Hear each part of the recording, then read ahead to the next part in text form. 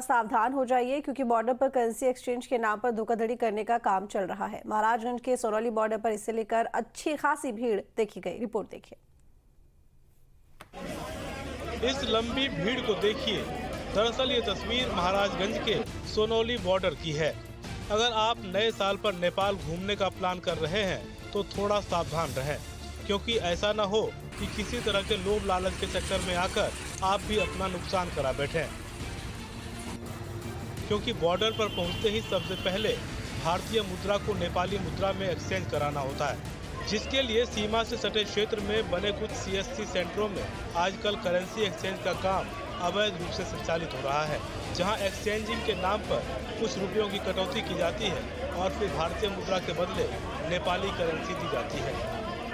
मैं सिद्धार्थ नगर से आया हूँ। भैरहवा आंख दिखाने के लिए मैं जा रहा था। अच्छा। पिछले 2 घंटे से मैं यहाँ लाइन में लगा हूँ।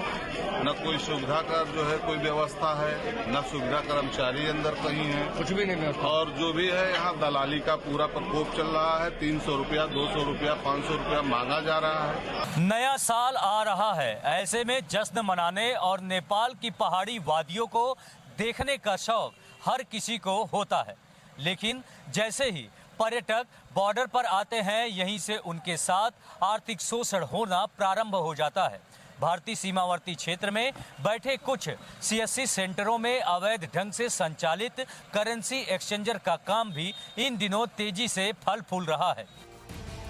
नेपाली करेंसी मिलने के बाद भारत नेपाल सीमा पर सघन चेकिंग के बाद जैसे ही नेपाल में प्रवेश करते हैं तो नेपाल भंसार कार्यालय में गाड़ियों का भंसार करना भी जरूरी होता है। दिक्कत ये है कि इसके लिए फॉर्म भी नेपाली भाषा में ही होता है, यानी ये तो तय है कि ये फॉर्म हर कोई नहीं भर सकता,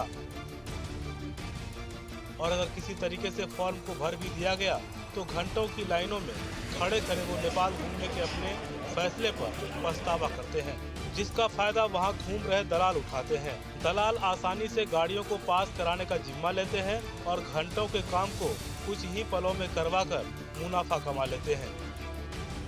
भारतीय रुपयों के बदले नेपाली रुपए दिए जाने के बट्टा कटौती के नाम पर मनमाने ढंग से कार्य किया जा रहा है। इसके बाद बॉर्डर पर सघन चेकिंग के बाद नेपाल प्रवेश करते ही गाड़ियों के भंसार कराने के दौरान घंटों की लाइनों के बाद भी पर्यटक परेशान होते हैं, लेकिन सक्रिय दलाल घंटों के काम को मिनटों में कराने का दावा कर आर्थिक शोषण करने में कहीं भी नहीं कतराते।